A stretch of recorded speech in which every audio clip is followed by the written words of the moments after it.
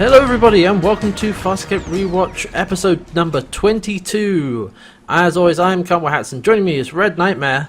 We're at the end of season 1! Yeah, it's the season finale. The big one. Oh, and this is one heck of a finale. Holy crap. Oh yeah. I'll get into it why this was really good. Yeah, we straight up we both really enjoyed this episode. 5 out of 5. No, yeah, no worries. I'm just get gonna that put out that of up the way. front. Like, Get that out of the way.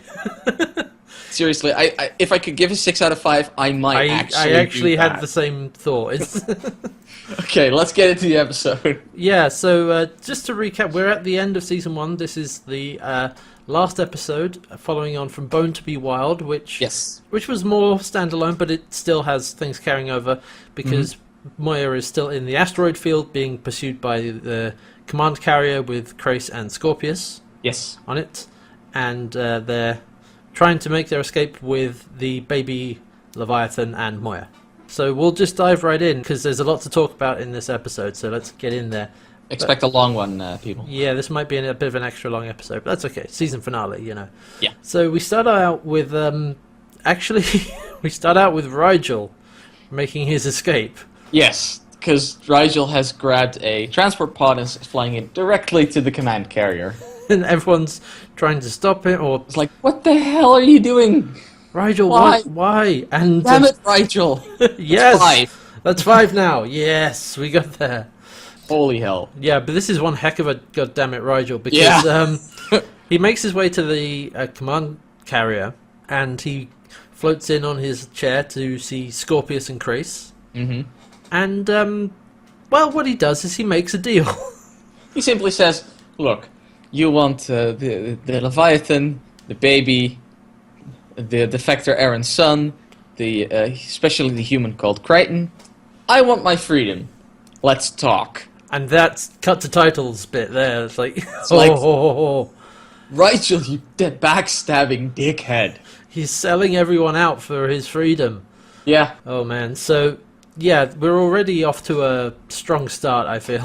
That's a heavy opening. Like, okay, Rigel's finally completely gone off the rails. He's just abandoned everyone and prepared to sell them out for his own gain. By the way, when he's on the way over there, the peacekeepers detect that he's coming, and Krace wonders why, and Scorpius says maybe he wants to become part of your collection, and we pan out to to actually see like the Hynerian head on like a plinth. Said it last week. There was a, and also I like that Aaron, as she's trying to talk Rigel into coming back, she's like, "They will have your head for this." It's like, no joke, Aaron. No, they will literally have your head. Yeah.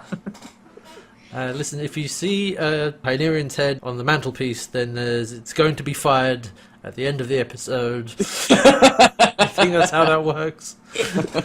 It's going to be fired out of a cannon. Also, Krace thinks it's a game to Scorpius, but Scorpius is like, no, I care a great deal about one thing, which is the wormhole technology in Crichton's head. And so Rigel makes his offering, and he does also make the offering for the offspring as well. And yeah, and what I also like is that in the bit where Krace and Scorpius are talking together, they're like, the only thing that's going out is the marauder with the girl you adopted in the last episode. Oh, and right. Scorpius says, by the way, have you seen my security officer meant to keep an eye? Don't worry about it. He's probably he probably lost his spine. That marauder's not coming back. But Pilot has plotted a course out the asteroid field. I mean, speaking of the previous episode, they mentioned the charts they got from Bernie to get a course out of there. So they've got a course to leave, but Moya will not leave her offspring, and because her offspring can't actually starburst, it's too young, too small.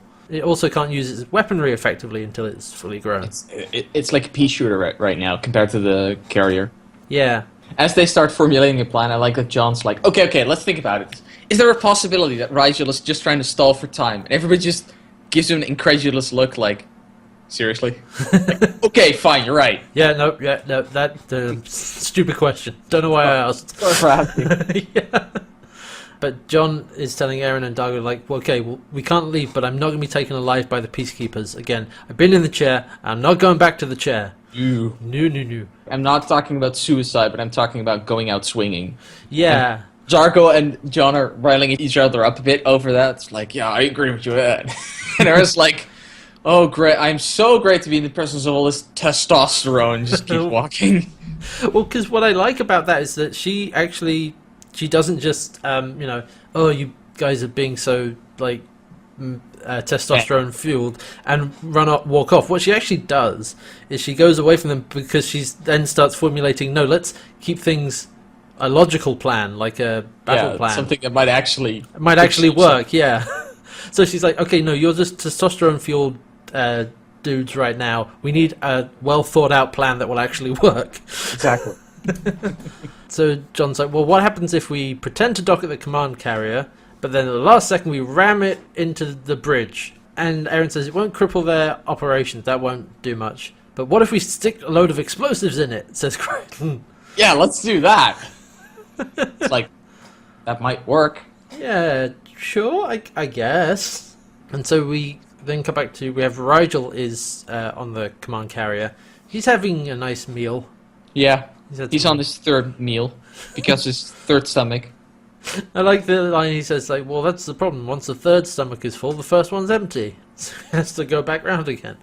Scorpius is kind of having none of it. He's like, okay, I could easily put you in the chair and take all the information I want. I don't need you to cooperate. No. And Rigel's like, no, that wouldn't work. Trust me, ask him, pointing to Krace. And Krace is like, yeah, no, we'll kill him instantly. Yeah, with his Hynerian biology, he'd just be dead like that. Yep. So Scorpius agrees to exchange his freedom for Crichton. And I do like that Scorpius, when Krace says he'd be dead instantly, that Scorpius is like, well, no need to go back to do that. Yeah, we don't need the chair for that, exactly. But yeah, Scorpius is only interested in Crichton, really. He says everything else is insignificant. But Rigel... He's actually putting Krace down, because Krace is at some point, and the negotiations, like, and also the Leviathan, and basically he's like, talks at a dog. It's like, keep your bark down. It's like, insignificant, we're talking about Crichton. Yeah. Go play, the grown-ups are talking. Yeah, very much so. I mean, we saw last episode that he doesn't really have any respect for anything Krace wants to do. Nope. Or Krace at all. But what Rigel wants is, he actually wants more than just his freedom. He wants a ship, a crew, and more. But Scorpius says, okay, now I know you're bullshitting me, you're lying. You're just biding time. And Rigel denies it. Scorpius tells the guards, all right, take him away, lock him up. And then he says... Well, he says Crichton won't be taken alive. Yeah. Now he's telling the truth. And I'm like, is Scorpius a lie detector? Well, we saw in his introduction episode, we saw in Nerve that the reason he's able to tell that John isn't Sebastian is because he says his energy signature or his heat signature is different. So he probably can detect change in body temperature. Oh, so that might clue him into why people are lying, to when people are lying? That could be a thing, yeah. Possibly. Or he's just really clever. Just figured it out. I think that it might actually be an and. Yeah. So Scorpius then says, well, will you help us capture Crichton? And fade out. And we go back to Moya, where Dargo is trying to get Chiana to put some chains on. Yeah. Dargo has entered the kinky... Yep. No. What he's actually trying to tell is Chiana is, okay, if this doesn't work and we get captured, lock yourself in a cell, put these cuffs on, and no matter what they say, keep to your story that we captured you and we forced you to do these things, even though you were at the Gammak base. Yeah, because she does actually bring that up. It's like, I was at the Gammak base, I did all of that. It's like, you're the one that they're not hunting actively. Yeah. So you have a chance at freedom. But she's not having any of it. She's not going to put the chains back on. No, but I really like this part, because it's Dargo trying to convince her, like, look, you can be a pain in the butt sometimes, but I've grown to enjoy you as a friend, and I want to help you live in freedom by doing this. I would have thought that Dargo, of all people, would be a little bit more understanding about not wanting to be put back in chains. It also makes it stronger that he is the one putting the case forward. Because he understands that those chains, in this case, are a way to freedom. I suppose so. I don't know. It seems a little bit odd that he is that insistent, but then he is trying to protect Chiana. Yeah. So I guess that makes sense. And meanwhile with Zan Zan's doing a bit of the old alchemy, bit of chemistry, Yeah. bit of potion brewing.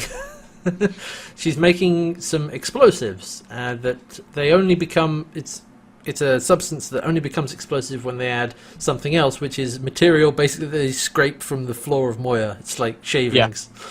Yeah. Apparently, when you mix those two, it becomes a potent explosive. Yeah, it's made up sci-fi words, so it's whatever. Sure, works for me. Yeah.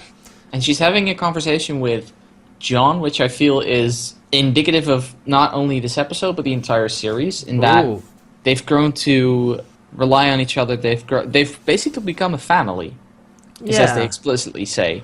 She says, she made a family on Moya, but she feels like it's all coming to an end.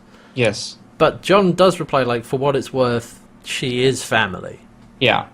And so that feeling is mutual. Yeah, Gingery Springer kind of family, he explicitly says, but still, family nonetheless. Yeah, and there's basically a bunch of emotional scenes between two characters. Yeah, that's throughout half of this episode. It's Dargo and Chiana. We have Zan and Crichton, and now we have Eren and Pilot. And oh god, this scene. Oh, so good. I actually got teared up at this scene. I mean, you weren't the only one. Eren is tearing up as well. Well, because Eren is with Pilot and trying to comfort him because he's sharing Moya's pain and stress mostly. Stress as well. He has his own stress, and he's connected to Moya, who is also stressed. Thus, also adding her stress to his stress. He's kind of shaky. Yeah, and I love that. Like he's saying, "Officer Sun," and then he stops and says, "Eren," which we never hear from him. Nope. He always refers to people usually by their titles, and for him to like call Eren by name is just like, oh, this is a really, really close moment. Like really, yeah.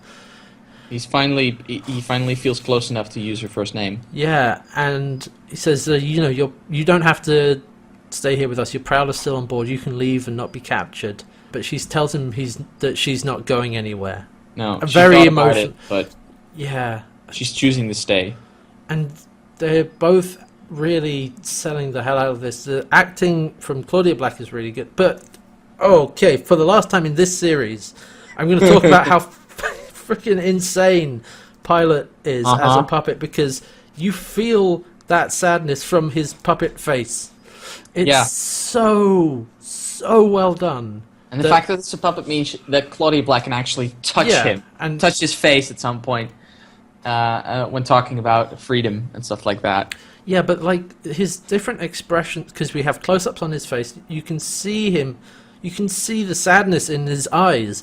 And like I know academically that it is a puppet being operated by like 4 or 5 different people, but you forget. Like when you're watching the TV show, like you know that, like I know that in the back of my mind, but it just completely gets forgotten about, and you believe in this character who is a like gigantic crustacean thing. Yeah, but he feels so real in this scene in particular. Like, that's he's just being really emotional scene with Eren, and it just works so well. And I was just like, excuse me. Yeah, because they're talking about all the things they've shared, like what he has done for Eren and what Eren has done for him. I love the little joke in there where he says, we've shared a lot of things, and she says, yes, DNA for one. Pilot also mentions, like, have you chosen a name for Moya's offspring? He says, not yet, but I will give him one that it will bear proudly, and it's her honor, and she'll do it in freedom. Yeah, if she has anything to say about it. Yes. So, oh god, that's right in the field. Right in them. Fieldscape. Yes. All right. So, as if that wasn't enough, feels for one episode, we then cut to John, who is recording a message, or he's trying to record a message to his father on his cassette tape. Yeah. He's struggling to find the words though, because he keeps stopping. He's like, this is weird. Don't know what to say. And like, might as well leave a message to you just screaming loudly into the mic. At this point, that'll come for them. And then Aaron walks in on him, and she tells him how lucky he is because she didn't know much about her family. I like also that she mentions, like, is your father anything like the person I met? Yeah. The alien. And John's like, well, no, it was an alien masquerading as him. It was like, well, it was made from your memories. What, is that accurate?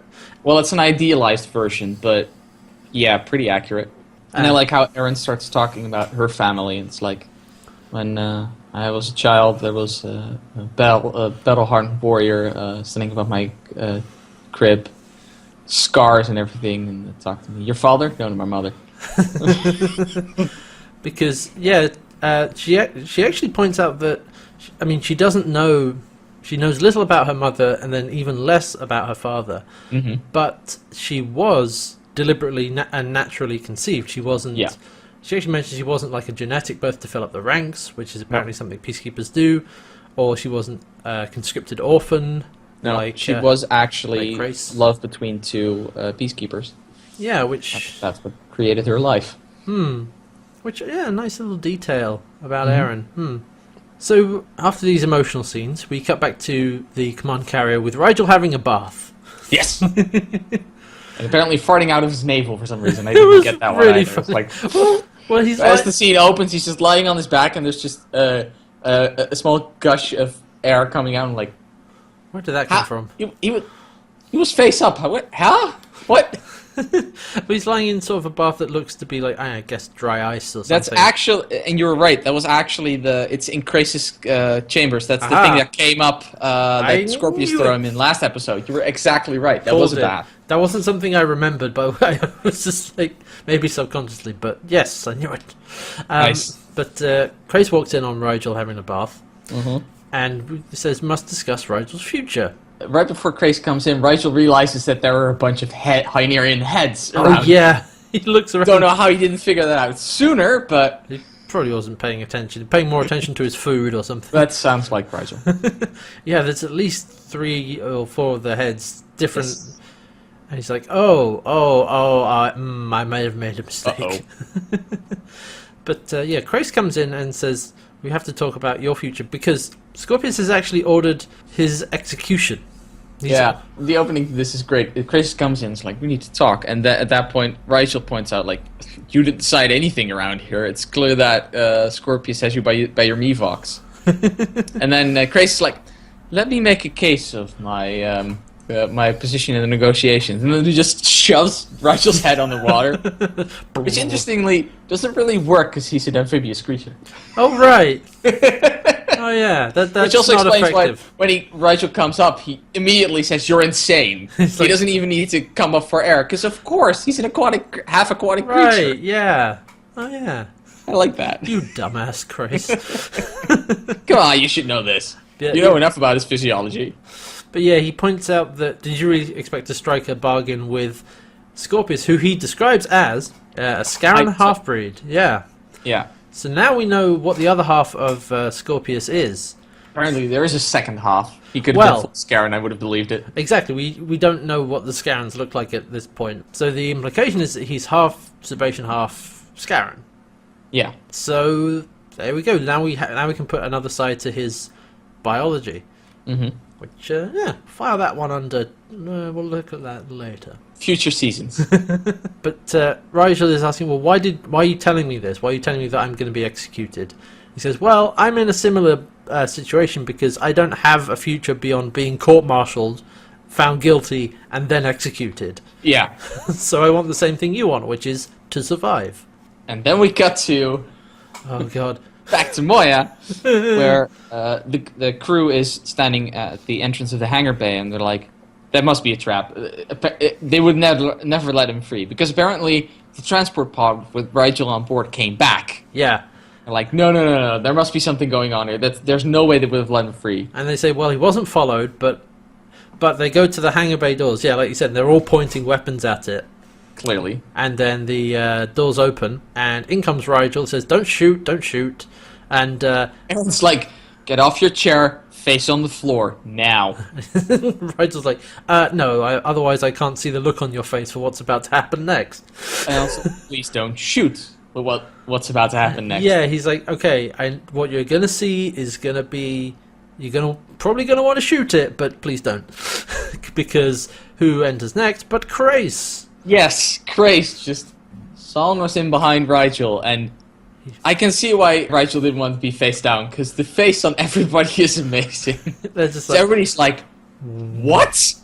Well, yeah, like, what? Krace, because Krace says he's actually asked Rigel for asylum. And Dominant's Rigel 16th has graciously accepted, and I'm like, he doesn't make the decisions around here. Yeah, that's not your call. Point, he might actually just be paced off the windshield at one of the windows at this point. Things are going right now. So he asks to be put in a cell so he will not be harmed, and then Dargo kicks the shit out of him. Yeah, because Krace is like, as you can see, I am unarmed, and then Dargo gives his weapon to Zahn and walks up to him. As you can see, I'm also unarmed, and he starts punching him, kicking him on the floor, shoving him away. But and interestingly, he says, "You knew. Tell them what you knew." And yeah, we find out that Krace knew that Dargo was wrongfully imprisoned, that he did not commit the crime that he was imprisoned for. Yes, he knew this whole time. And that's worse. That's just that just makes things that makes things even worse. But he says, well, we could not go back on the conviction because it had been only a full court martial, only a full tribunal could go back on it, and I'm not a full tribunal. But yeah, God, Dargo just you could have left the keys in the lock. You could have done something. They could have done any number of things. You could have at least treated them as good as you could possibly could. You clearly didn't. No. Oh, Krace. Oh, dear. And I love this because he says not a lot of things in this world are unfair. And then John says, if the world was fair, you'd be dead. And then we have the shot I love, because it's John pointing, it's the shot of John pointing a pistol at Krace, from Krace's perspective, we see it. And then the focus shifts from John's face to the barrel of the gun. Nice, a bit of a focus pull there, very nice, very nice. Beautiful, beautifully done. Also of note is that he says, if you'd be dead, and he actually tightens his grip around the handle, and the trigger, and that's where there's a fade down. Yes. It's like, that's a commercial cut as well. Yes. But he doesn't shoot Krace in the head. No. So he actually doesn't shoot Krace at all. They put him in a cell. Yep, they do put him away. They put him in a cell. And so we also now see Rigel is talking to Zan and Chiana to tell them about what he saw on the command carrier. Mm-hmm. And Zan accuses him of, "You're going there to sell us out." He's like, well, I didn't. No. What he says is, "You bet your blue ass I was." Oh, yes, I love that. But I didn't. Sorry. And I'm like, at least the asshole's honest. Yeah, that's very true, yeah. It's not much of a defense, though. It's like, yes, I did go over to do that, but I didn't. I didn't. Yeah, I didn't. Yeah, it's all right, right? Oh. But basically, he's describing how Krace was basically a walking corpse on his own ship. Yeah, Scorpius is in complete control, and Rigel recognizes Krace's value to them. Mm-hmm. He wasn't taking pity on an orphan. No. It's funny, he actually deliberately points out, says, I don't take pity on orphans. It's like, oh, alright, well, okay. We don't take pity on Hynerians who need to be blasted out of a bloody airlock. Rigel is really testing everyone's patience today, like, hugely so. Like, oh god, why don't we just shoot him? Like, it keeps he's a repeat offender at this point. Kick him out the door, yeah. You know what? Here's the shuttle. Good luck. Go. Yeah. We'll not outright kill you. We're not monsters. We're not you. After that scene, Dargo and Aaron they're preparing the barrels of explosives, which they're loading onto a transport pod. Because they figure the plan hasn't changed. Yeah, but then we also have, now it's time for another emotional scene between the two of them. Basically, they say that they've come to rely on each other as a fellow warrior, as comrades, as friends. It's basically, we talked about that a lot in the last episode, or the last few episodes, where we saw that Dargo was very upset by Aaron's impending death and didn't want that to happen, and saw her as a friend. And this is basically a much more direct version of that, just basically stating those things outright. but doing it pretty well with talking as friends. And they do mention that they butted heads a lot when they first met, as we saw, but they've come to rely upon each other. That's a great thing about all of the character development, all these conversations, these relationships that we've seen changed. That's the thing, we have seen them change. This feels, all these scenes between two people who are discussing how far they've come, they feel earned. Yeah, because we've seen all of that. It's not just they've shown, not told. Yeah, they've shown us how these people have, as things have gone by. And it does really, it really underscores the fact, this is the end of the season, because they're all talking about. It does, but I'm okay with that. No, I'll get to why in the end. And she says, "I'm sorry, I never got to meet your son." And I do like that, and he points out, I miss being part of his life more every day. She's like, well, their blood is in there, so that's worth something. Let's just hope he gets his mother's nose. Dargo. I do like that we've seen a bit more of a fun side of Dargo coming out. So they laugh about that, and then they get back to work basically. Yeah. And okay, so oh god, this episode pulls no punches because we go from that to Crais and John, because John is watching over Crais in his cell. Crais is behind the cell doors with the lattice work in front of it, so they can see each other, and they're both sitting on the floor. And John says, it's hard to get male-to-male conversation out here in the middle of space. His options are Rygel and Dargo, and yeah. Dargo's his best bet. Good bet. And, oh god, he says, do you have any idea what you put me through? Actually, no, wait, there's a lot to this scene, because... It's a very dense scene. There's a lot going on, because Crais says that he actually understands now that John did not deliberately kill his brother, that it was an accident. And so John says, have any idea what you put us through? And put me through. Put us through. Put me through, And he's crying at this point. Yeah. John is literally just sobbing while he's talking. Not quite. There are tears coming down his face. He's still... And his eyes are bloodshot. Yeah. And Crais mentions that at first he thought it was about his brother. He says, it should have been about my brother. But somewhere along the line he lost sight of that, and it became about him and his career and his reputation. And it's... he realizes his descent into madness at this point. Yeah. He's like, if I was going to chase you across the galaxy, it should have been because I thought you killed my brother. It wasn't that. No. I think he, back in that old black magic, I think Crais really, at that point, realized that it was an accident. That's not when he accepts it. This is when he accepts it, exactly. This is when he accepts it. Yeah. Because he knew it at that point, and like he says, from that point on, it turned into something else. Yeah. And has basically now cost him his career and his life to an extent. Yeah. And he says, was it... I think John actually says, was it worth it? That's the whole... that's the whole subtext of the conversation. It's like, was that all worth it for you? Yeah. So it clearly wasn't. No. God. And John also points out being afraid in there gives you mortality, doesn't it? Behind that cell. That's what you put us through. Every day, every hour, every minute, while you were riding our backs. Oh, God. It's a heavy scene. Yeah, this is a really heavy scene, and this is two people who've been...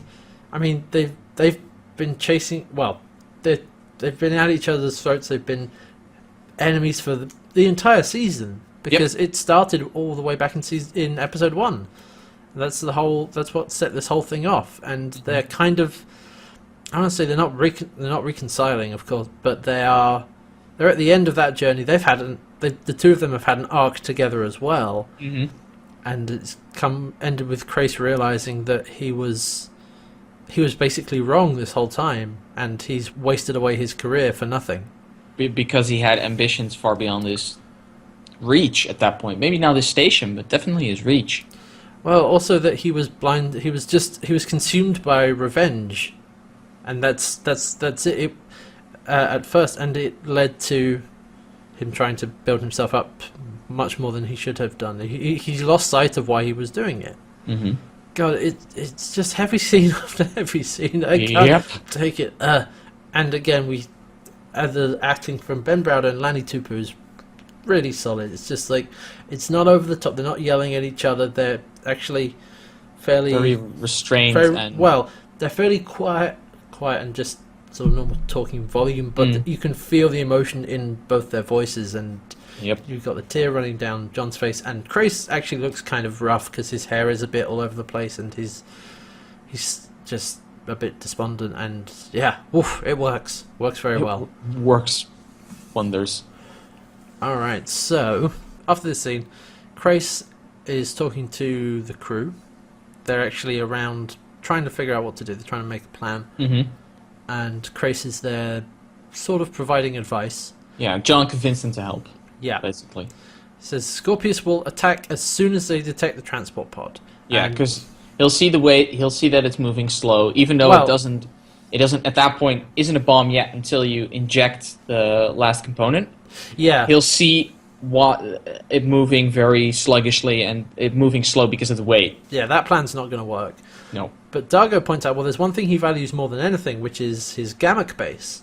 Mm-hmm. So what they can do is they can ignite the moon's oil surface, they say, which apparently is a thing, and destroy it. I missed that detail. Yeah, he says because we saw in the episode where we see the gammak base that there's a featureless expanse beneath it, and so it turns out what that is just a sea of oil, oil, as Dargo says. And so they can ignite it and destroy it, which will serve as a distraction to allow Moya and the baby to escape. Yeah, but even if they don't manage to blow up the moon, it should draw the command carrier away from Moya. Yeah, the idea is, well, they're going to destroy the gammak base. They can't blow up the moon just by igniting the surface. That's silly. But what they're trying to do is, draw the peacekeepers away, because they'll chase after them because they'll see what they're trying to do and try and stop them. They're assuming that Scorpius is smart enough to realize what they're doing already. Yeah, but of course for that plan, somebody needs to fly the pod. Mm-hmm. And Krace points out, actually, that plan also won't work because there's one thing that Scorpius values more than anything. Even more than his precious base. And that's Crichton. So I think we can... you know where this is going. Yes. You know exactly where this is going. I mean, even as soon as they point out somebody's going to have to fly the pod, you're like, I can see where this is going, because they need to draw Scorpius away. Because we know that he's already said previously, everything else is irrelevant beyond Crichton. And now they know that as well. So he's going to go after Crichton no matter what. And like we said before, Scorpius doesn't have an ego. He is prepared to throw his base away to get Crichton. Yeah, because he knows that it's more important. The research. The other stuff on the base he can replicate, but what's in Crichton's head he can't. Yeah. And he's not concerned about his personal projects or oh no, this is my life, so I need to say... no, the mission is research wormhole technology. I can get that out of Crichton's head. Mm-hmm. Nothing else matters. Exactly. And so Dargo volunteers to pilot the pod. Volunteers. Well, he's like... Aaron's like, we were going to draw straws, and he's like, I drew straws. I drew the shortest one. Discussion over. Yep. He's like, no, I'm doing it. I'm flying the thing. And they're trying to convince him not to, but no. And we have a scene with Chiana and John now saying goodbye, effectively. And because she knows he's going to go too, because he's got to. Yeah, and because he says, Scorpius wants me, so if I'm on that pod, there's a bigger chance of him turning around. Yeah. And then Chiana's like, well, what if other people want you as well? Yeah, and she's thanking John for saving her life, basically, because he was the one who actually brought her aboard. Everyone else was pretty prepared to turn her away, or at least wasn't prepared to trust her, but he was, and so she's thanking him the only way. Basically, she's coming on to him, and what I like is that she says, I'm thanking you the only way I know how. And I like that she's clearly trying to get a little bit more than just a kiss that she ends up giving him, because she's coming on to him a bit more heavily, and John is like, but gently like kind of saying no, but he says not before the big game. Yeah, not the night before the big game.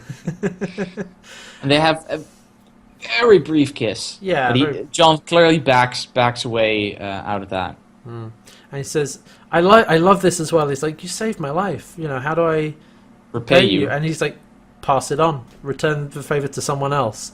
And I love that, actually, that John's like, you know, go out there and do good and help other people. That's how you can repay me. Yeah, you don't have to repay me. Extend a favor to somebody else who needs it at that point. Then you'll have repaid me. There you go. That's such a great line from John. He's like, yeah, just pass it on. It just shows that he's underneath everything, underneath the crazy stuff, he's still a good guy. He's a decent guy. Oh, yeah. Back on the command carrier, actually Scorpius has been waiting to see if Crais will come back, because they saw the pod go. Yeah, because basically what Crais said, he told them that he was going with Rigel to negotiate so that they could surrender peacefully. Right, and he says, well, he's been gone quite a while now, and actually the Crais' lieutenant, he comes in, who we saw previously, and it's not mentioned, but for the ease of talking about it, it's Lieutenant Braca, is his name. And he comes in and he says that actually it's been so long now that he's been over there that Crais has been deemed irrevocably contaminated. I was like, wait, that's an actual thing? Well, yeah. I thought that was something Crais made up. No. That's a real rule. That's a peacekeeper thing. Yeah. So, congratulations, Scorpius. You are now in full control. I mean, like, now. No, he has been for the past couple episodes, really. But he's now officially in full control. Yeah. And I do like that also because he's not coming back. The lieutenant, right before he leaves, turns around.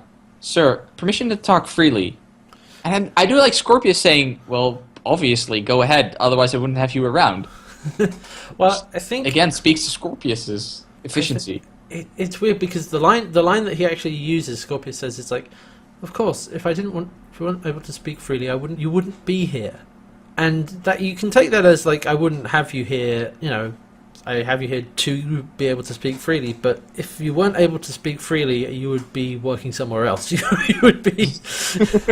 You'd probably be grunt. Yeah, exactly. They're not allowed to speak freely. No. No, but he asked Scorpius, like, if you suspected that Captain Crais wasn't going to be coming back, why do you let him leave? He says, like, we all have our usefulness. And it's a matter of making use of that. And I can see that your usefulness is on the rise. I'm like, answer the bloody question, Scorpius, because that said nothing. It was a bunch of philosophical bullshit. Yeah, well, with Crais out of the picture, though, it looks like... it's way easier for him to take over. Oh, yeah. But remember, he was never concerned about taking over for its own sake, for power's sake. He wanted to take over because Crais wasn't doing his job. Yep. And now Crais is not around, so he can finally get shit done. Problem solved. Fine. Nobody talking back to me anymore. So he says to Braca... Well, Braca asks him, so, what are your orders? Now, Scorpius wants to cripple the Leviathan. And he's going to send a signal to the Offspring to bring it in. If that doesn't work, then destroy it. Everyone except for Crichton is dispensable. Yeah. Everything, including Moya, though they want Moya partially alive because if they destroy it, he's probably on board. Well, he would prefer to take the Offspring alive more so than Moya because that's an important experiment, peacekeeper tech. But if that's not possible, then sure, then whatever. Tough luck. Yeah. Crichton is the only thing that matters. So speaking of the Offspring, we cut back there, and Crais and Aaron are both there, and Crais is marveling at the inside of the Offspring, says it's amazing, and we learned that this isn't the first time they've tried to make a hybrid Peacekeeper Leviathan warship. Yeah. I was like, there's no way they could have figured the exact genetic sequence out this well. Yeah, exactly. And in one go. But he says that all the other attempts failed, and Aaron points out, it's like, well, because they were all in captivity with control collars on, and Moya was able to give birth naturally, effectively, freely. Yeah. and that's what allowed it to succeed. Mm-hmm. And I do like that. Grace says, like, your intelligence would warrant a promotion back at Peacekeeper if you were still a Peacekeeper. And then she dryly answers, yeah, I don't think a recommendation from you is going to carry much weight right now. Yep. He also points out that the Offspring can support a pilot, but why would you have one, says Grace? Yeah. Because it responds to direct voice commands, Mm-hmm. and they're basically cutting out the middleman and talking straight to it. Well, they don't want anyone to misinterpret their orders, I guess. No. Another link in the chain that could potentially rebel against them. Yeah, I mean, it makes a lot of sense when you think about it. But Aaron and Grace, they both agree, for all the differences, that the Offspring should be left out of any conflict they get into. Yeah, because of differing reasons. Grace knows that Scorpius doesn't care at all about this thing. But he does. But Grace sees it as an important thing. Yeah, and no matter how they use it, it wouldn't do anything. So he agrees, like, it needs to stay out of combat. And Aaron just doesn't want the child pushed into combat like that. Like she said previously, like she doesn't want a child put into a conflict not of its making. Exactly. And so now we're back on Moya with John saying for real this time that Rigel can have his stuff if he doesn't like it. And Rigel's like, why? And he's like, really? No, why? And he says, well, you're a material guy. You should have some material. What are you saying? Yeah, Rigel's a little bit more introspective than usual. Yeah, because he's wondering, like, why are you doing this? And John frankly answers, because you're a heartless bastard. Yeah. Might as well give you some stuff. And Rigel's like, that's not fair. You were going there to sell us out, Rigel. And then but I didn't. That's not a defense, Rigel. You were going to do that. You had full intention of doing that. And that's what John points out. It's like, yeah, the only reason you came back is because they weren't buying. Yeah. And Rigel, at this point, and I gotta wax over... Go on. Yeah. Because the way he looks down and his eyebrows tilt, and he's like, well, I can be persuaded eventually to, do the right thing? Yes. And then John points out a beautiful line. I found this. I feel that doing the good thing starts in the morning, not once you've been caught, Rigel. Yep. Mm-hmm. Not just when it's convenient, all the time. And then he kisses him on the forehead. Yeah, you're right. That line from John is really great. Just like, no, you can't just do it whenever it's convenient. No, you need to start with it. Yeah. So, and there's a very sweet scene next because Chiana has cooked everyone's favorite meal now. Yeah. She's basically made, because Zan said they have at least half an hour before the bombs are ready completely, then something needs to cook, I guess. And she basically made everybody's favorite food. And there's a long panning shot across the mess hall table with a bunch of piles and piles of food on it. And this was when I noticed that a certain music cue had been returning throughout this episode. Whenever there was scenes with characters and closing moments for character relationship arcs. Yeah. And it's very low key, but it's beautiful. There's a lute in there. There's a flute and a harp, and that's about it. Yeah. It's very, very effective and very beautiful. Yeah, and it serves as a clue of like a little bit of a cue of like, yeah, this is an emotional scene. This is like a. It really has that solemn finality before death. Yeah, it's kind of that vibe. It really, really underscores those scenes. Yeah.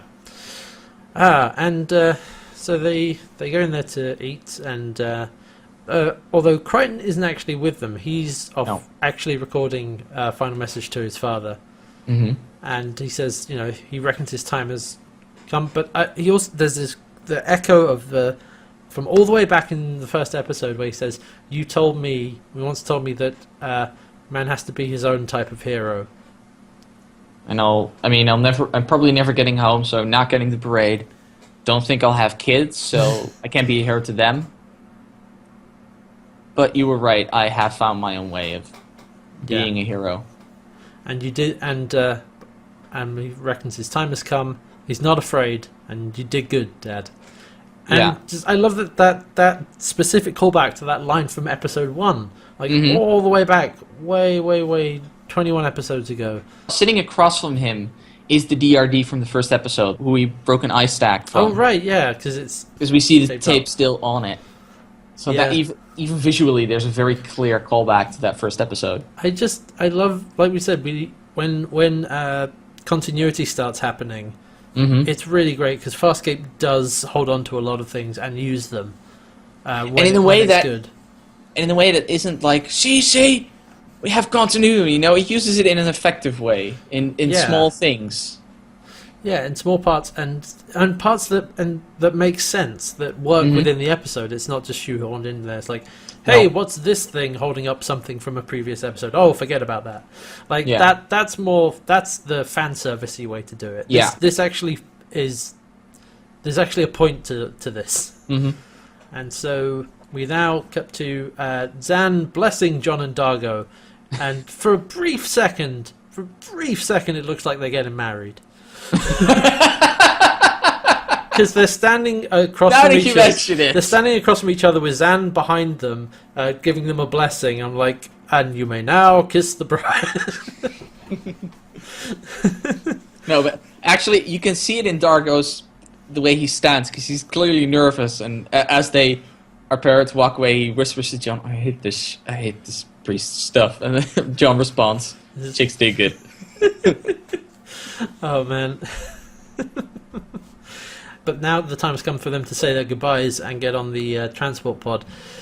And Dargo actually gives the hollow image of his wife and son. He takes it out of his chest and gives it to Zan, so that she can give it back to him if they make it out. You know, if they don't make it out, then and he says, "Make sure my son remembers me." Right, that's what it. Yeah, and his mother, I guess, also. Yeah, it's like, find Jothi, give this to him. If I don't make it. Then we have John and Aaron. Like, they both say, like, I wasn't going to say goodbye. It's like, yeah, no, me neither. And what I like about that is that it explicitly says, we're not saying goodbye. Because they have a backup plan. This isn't a complete suicide mission. Yeah. Because what they're going to do is, they're going to fly the shuttle. They're going to use that basically as a flying bomb. But at the last second, they're going to eject from the ship. And Aaron's going to go get them. With the Prowler. Because she can blend in pretty easily. Yeah, and if they get it right, the Peacekeepers won't notice them, and she'll be there in time to pick them up. Yeah, and Dargo can survive a while in vacuum, as we know. They say a quarter of an hour, so 15 minutes. 50 minutes. Which is a pretty narrow window, but... Actually, it's pretty, considering the speed that this is going to be happening, I think 50 minutes is quite wide. So they set off, and also... because they're going to do this, Crichton's got his spacesuit on, his plain black spacesuit. And so John and Dargo set off in the transport pod, and we cut back to the command carrier, and Scorpus is informed. They said, we've detected the transport pod, it's moving toward the base. Scorpus says, we're not changing course until we know more information. Yeah. Because it could be... Because he says it could be Chris, it could be anything. It could, yeah. They don't know what it is. It could very easily be a trick. We cut to inside the pod. Yeah. And then John and Dargo are sitting there.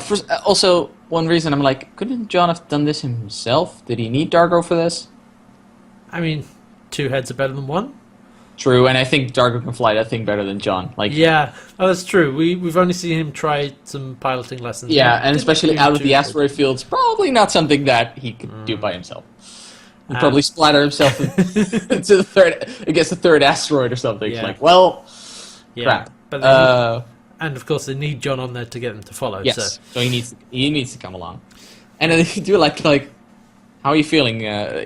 John asks Dargo, how are you feeling? And he responds, I have to pee.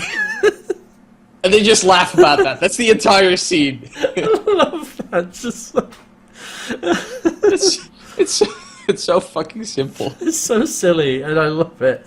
Works like a charm. They're both laughing about it. I love that they're actually they're just, being a little silly. Pilots wishing them luck. And so the Peacekeepers have now detected that there's a Luxon and a human on board.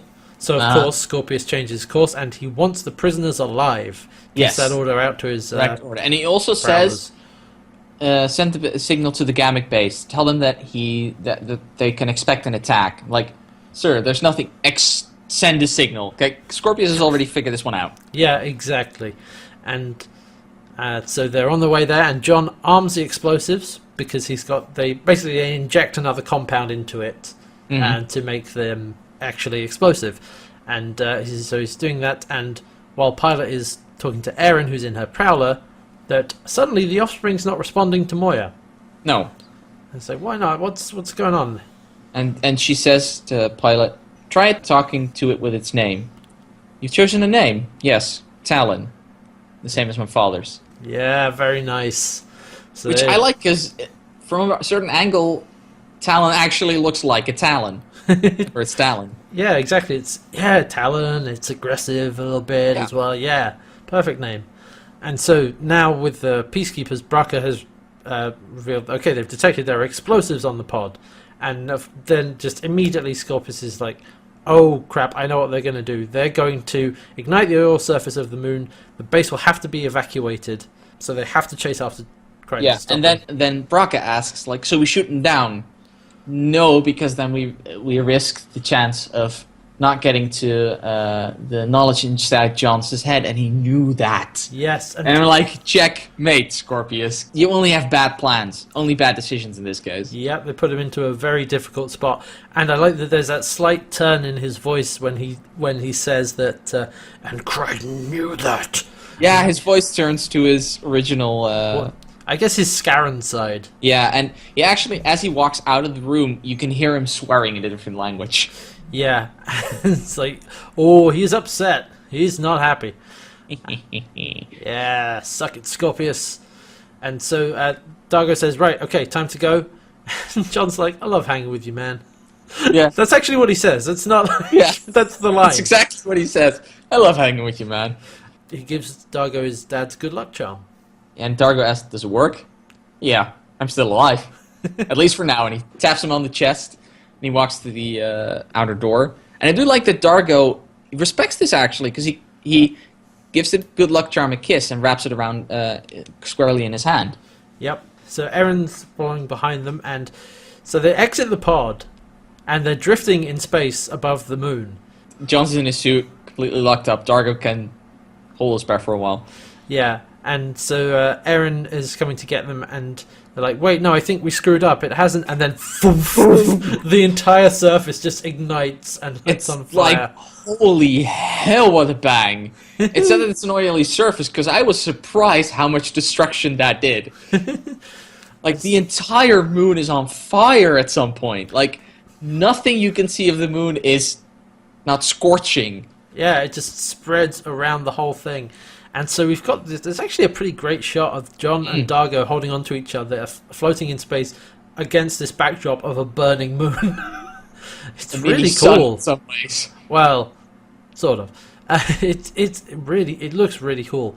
But Erin is coming to get them, but she's trying to blend in with the other Peacekeeper prowlers, who apparently can't count. Well, yeah. Look. Basic counting wasn't the thing they did in the Peacekeeper school. If she breaks formation to go and get them now, then they're going to come after them immediately. Yeah, they'll notice. So she has to kind of play it safe for a bit and hang back and wait until they're otherwise engaged. Mm-hmm. But the problem with that is, that's Dargo can only survive for a quarter of an arm, so there's your time limit. Yeah, but Dargo's fine at that point. Yeah. Like John said, he checked with Dargo, a thumbs up, and they're like, it's fine, take your time. We'll be okay. We'll be okay for a while.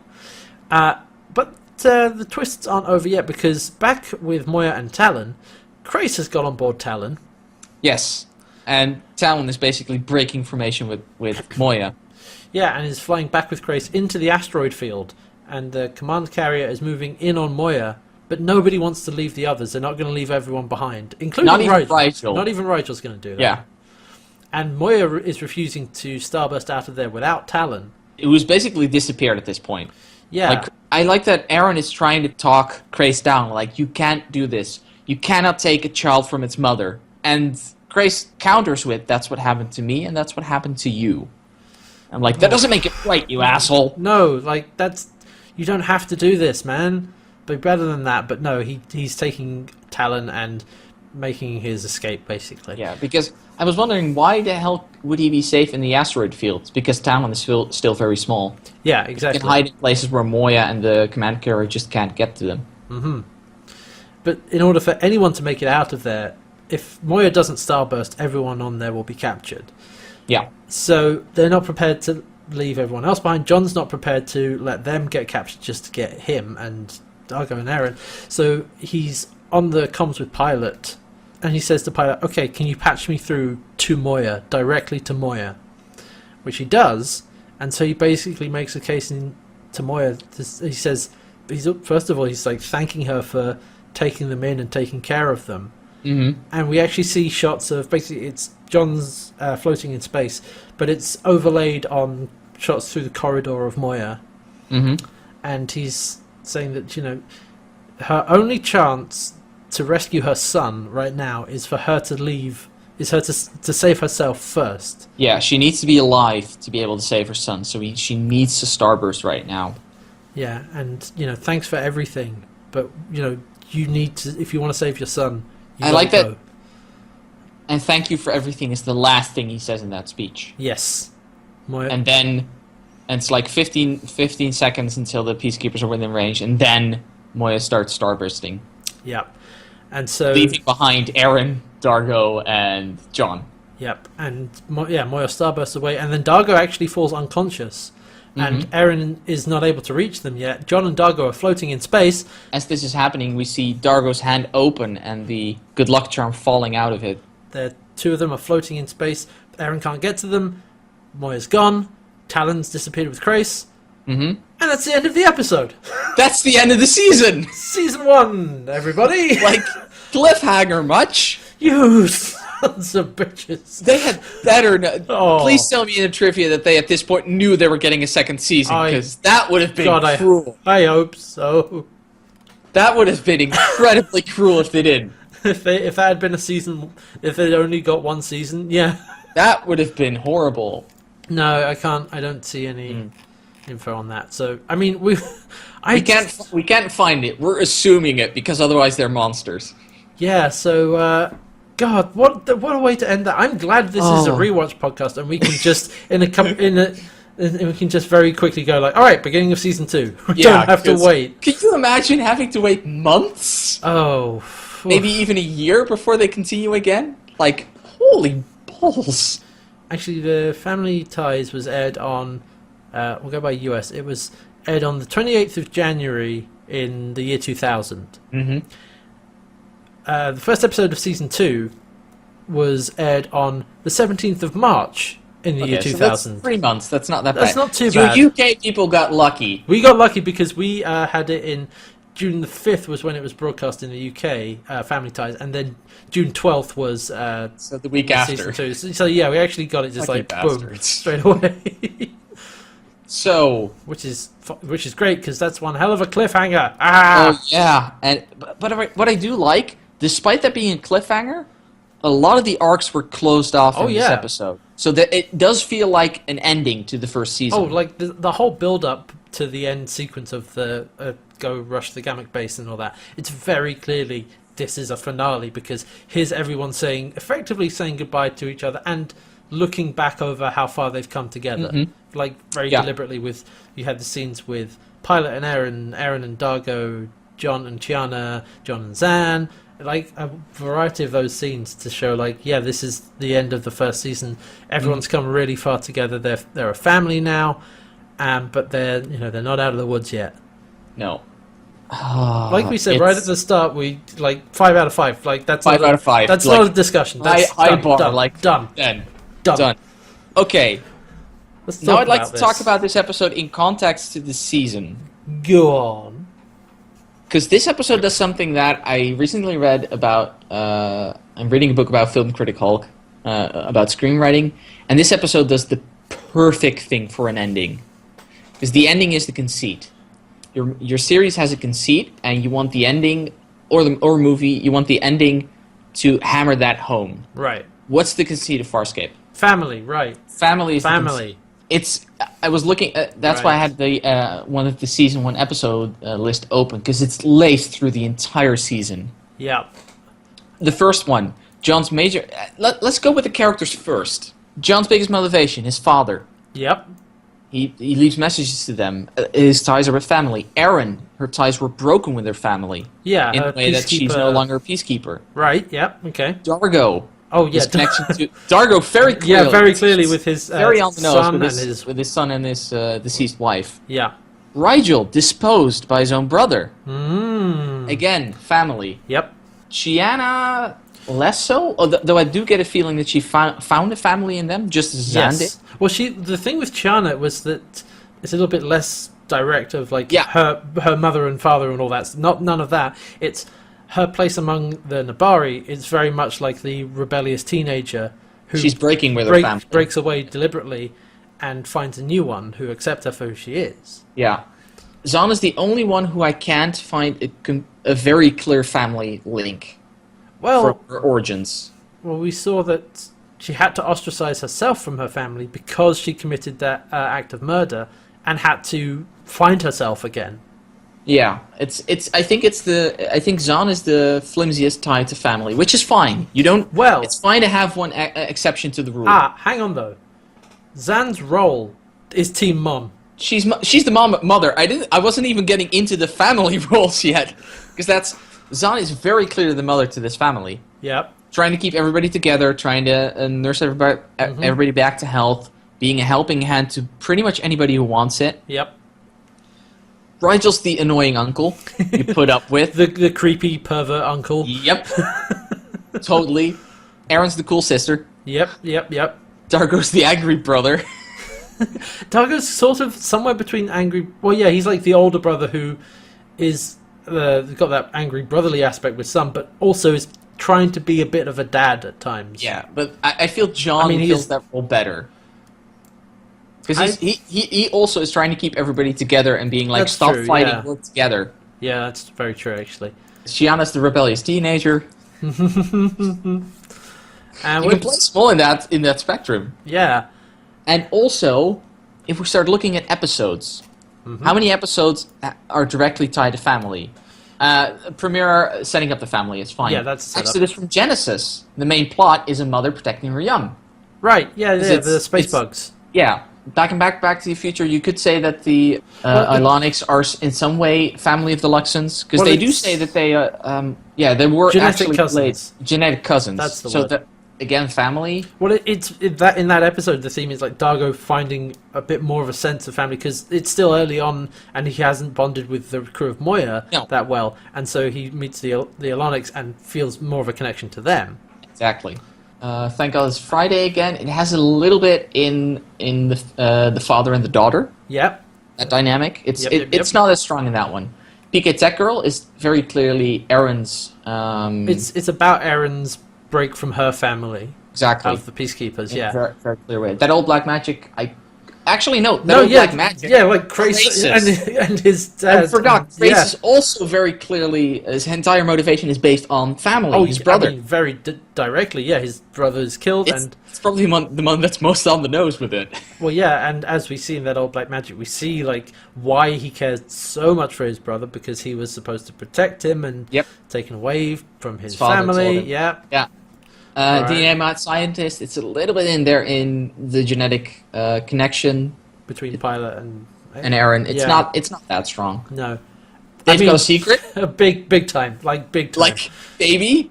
Like again, the baby is again a part of that family dynamic. Yeah, and Talon. We can actually call his name now. Yeah, Talon. We have. I mean, in that episode, that's the reveal of Dargo's family backstory and. Also, yeah, I mean, those are the... That one is heavy. Oh, that's heavy really heavy on the family, yeah. Till the blood runs clear. It's bonding between John and Dargo at the end, trying to overcome that. But other than that, I don't think there's... No. Erin's the secret message from Krace being like, look, you can come back. Her again feeling the tantalizing... Come back to us. We still want you. We'll still love you. Although we'll just kill you. Yeah. Rhapsody Blue, very clearly Zahn, reconnecting with, in a way, her family. trying to find herself again within the Delvians, and then being led astray, and then back to where she was before. To some extent, the Flax. It's in there in Dargo, finding his son and rescuing John and Aaron. Yeah, he has to choose between those two. Right, and he chooses John and Aaron because at that point in the series, we start realizing that they are family. Yeah, Jeremiah Crichton. The less said about that episode, the better. Although I will say that it's when they come to get him, they spend all that time looking for him, so they are bonding together as a family. Even though he runs away because of a misunderstanding. I don't want to give that. It's not. I don't want to give any credit on that. No, that was. No, bad. You're right. No, you're right. There is. It's not as clearly woven into it, but there are things in there. Well, the fact that they want him back so easily, they're like, no, of course we want you to come back. Yeah. This whole thing's a misunderstanding. Like, there you go. Durka returns. We see Chiana. Yeah, we meet that's Chiana. whole Chiana's arc becoming part of the family. A human reaction, like oh yeah, like clearly what's John's. Up, Dad? What's up, fake alien dad? Like is getting to grips with all that.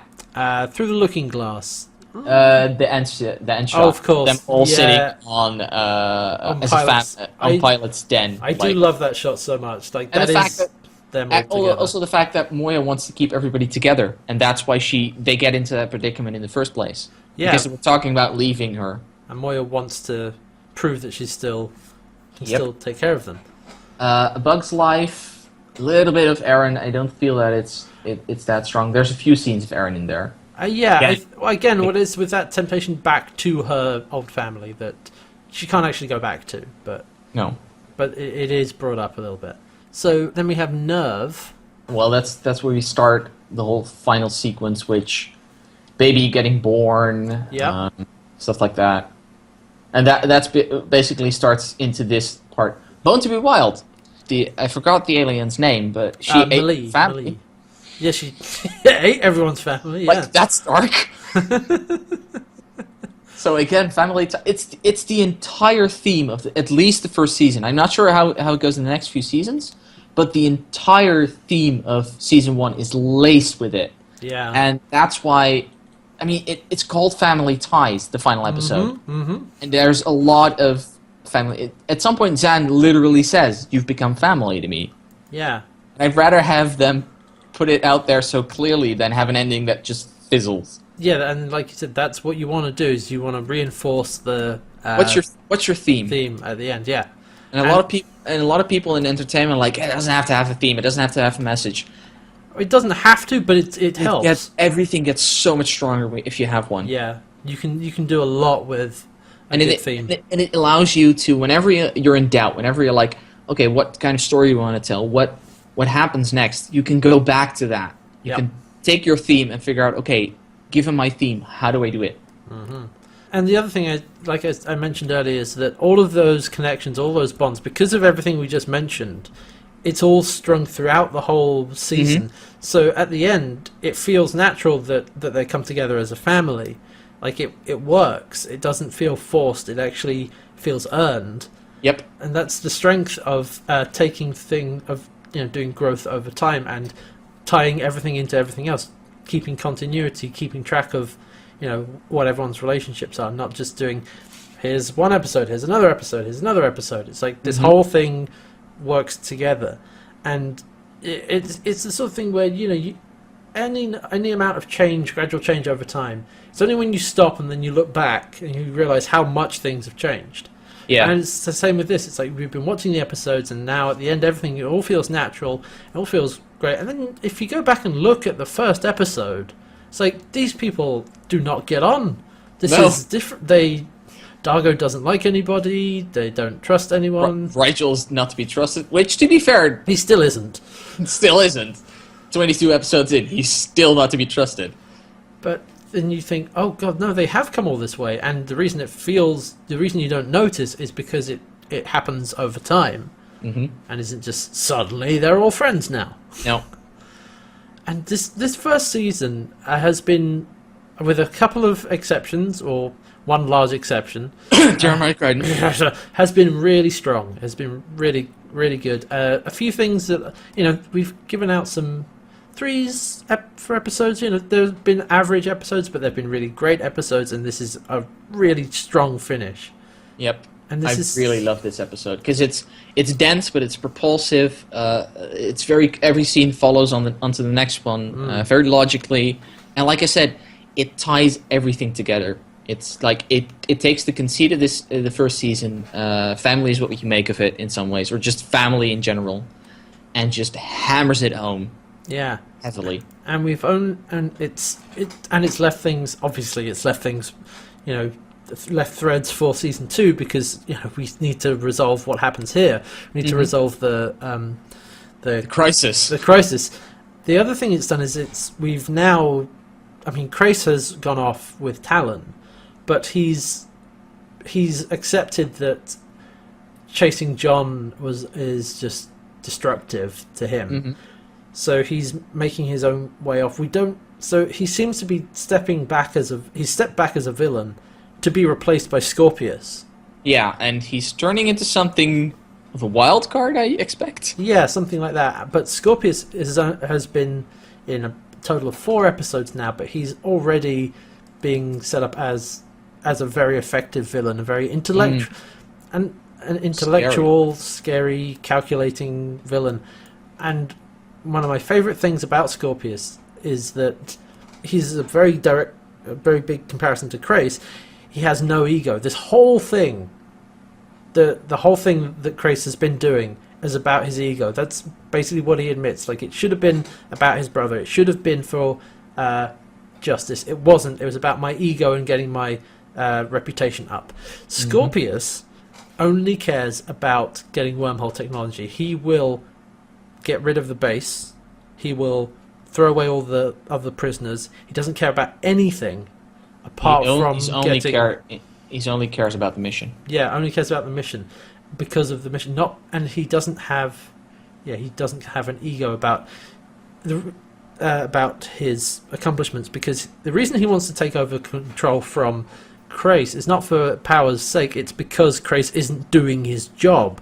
He's doing a piss poor job at it. He's sabotaging. He's disrupting the mission. So it's like, well, if you're not going to do your job, someone who can should replace you, and that person should be me because I am, you know, heavily involved in this. I need the wormhole technology. This is my mission, basically. Yep. And here's the thing: is that a villain with no ego makes it harder to appeal to him. Makes him a lot scarier. A lot scarier, exactly, because he doesn't really have a weak point. I mean, the thing that he wants, his weak point is what he wants, is the wormhole technology. So they've already, in this episode, they exploit that by putting John on the transport pod. But that's really the only thing that they can use against him. Yep. And yeah, the risky run with that eventually is like that might just get Crichton killed. So it's going to be difficult to get one over on him. So yeah, I'm looking forward to more of Scorpius and yeah. Also, long shot, Scorpius rejecting his family because he says at some point, "Why do I need to show my superiority?" He wants to be accepted as a peacekeeper fully. Yes. Not probably breaking with his other tie. Not with his, he wants nothing. Scarran's side, yeah. Scarran's side, yeah. He doesn't like the physical, to display his physical superiority, because, that reminds that he's not fully peacekeeper. Yeah, he doesn't completely belong. Yeah, exactly. Oh, so yeah, that was season 1. That is it. That is it for season 1 of the Farscape Rewatch podcast as well. Talon and Crais are off to do something else. John, Aaron, and Dargo are floating around in space. Moya is leaving on board with Chiana, Rigel, Zan, and Stark. Where is Stark? What the F is he? Where the F is he? He'll turn up. I have a theory, but we'll see next season. Yes, we will see next season. So, like I said, that's it for season 1. And of course, we will be back for season 2. We will be taking a short break, though, of a couple of weeks. 2 weeks, to be exact. Yes, 2 weeks. But we will be back for season 2 of Farscape. And we hope you enjoyed Season 1. Thank you all so much to everyone who's made this possible. This is one of the tiers on my Patreon to do more projects like this. And we reached that, and we've been doing it now for 22 weeks. And we hope you've been enjoying it. We've been getting some good feedback. So thank you all to everyone who's listened so far.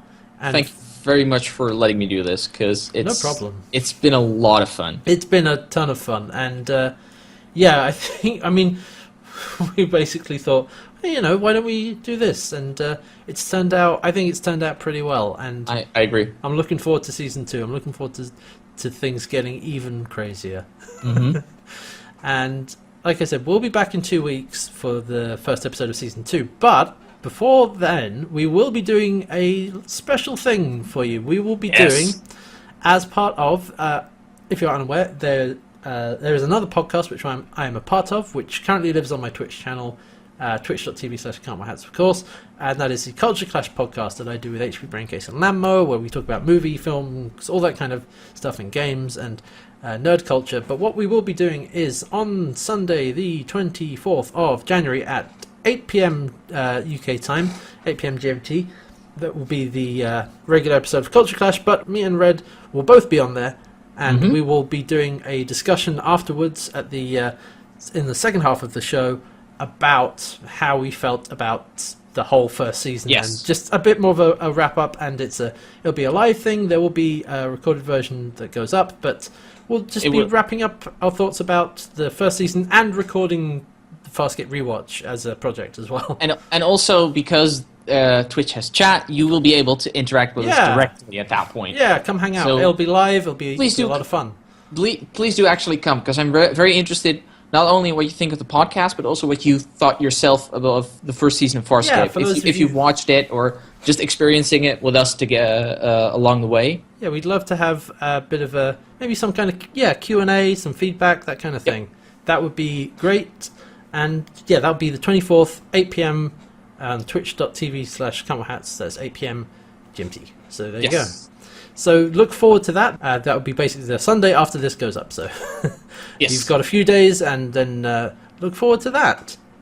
And so there you go. I think we can safely wrap things up now and say that we will be back with the first episode of Season 2, which is called Mind the Baby. And that will be on the 10th of February. And that will go up at can'twearhats.co.uk, which is where you can get the RSS feeds, MP3 downloads, and all of that cool stuff. And so watch out for that. And we hope you tune in to the live special as part of Culture Clash. And we'll see you soon. In the meantime, find us on Twitter. I'm at Can'tWearHats, Red's at Vidalkin and Tree. Yes. And as I mentioned, there's the Patreon, patreon.com/Can'tWearHats, which supports this podcast and my other sort of projects. And there is, of course, you can find all of this on the Can't Wear Hats website, can'twearhats.co.uk, for all my stuff.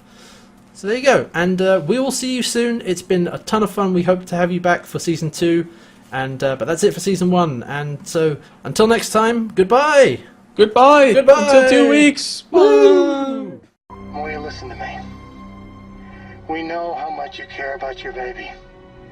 We feel the same way. That's why we've gone to all this trouble.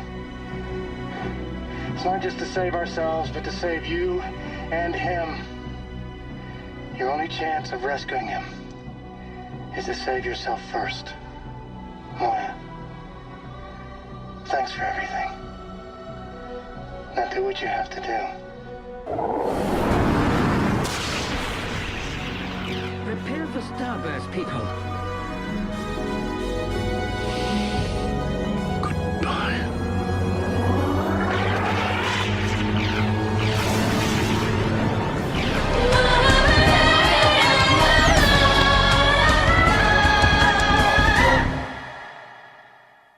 All right, well, that's Season 1 done. Yeah, nice. Good hustle, people. Good hustle.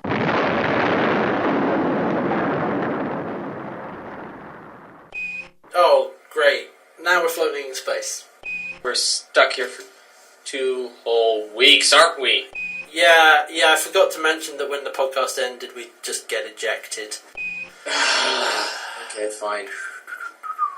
I spy with my little eye something black. God damn it!